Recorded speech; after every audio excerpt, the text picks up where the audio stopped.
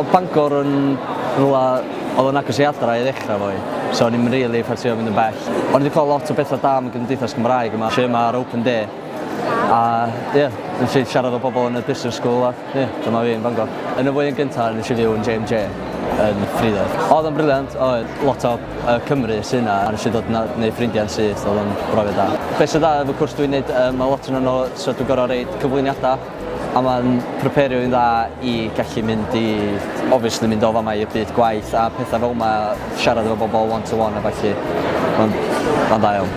Mae y Cymru sy'n rhan o MCB yn wneud sesiynau cymdeithasu. Dwi'n part o tîm MCB, pêl-droed, beth yna a rygbi. Lot o cwmnïau gwahanol dod yma i siarad efo chi a reid fatha perspektif o beth sy'n mynd i ddod.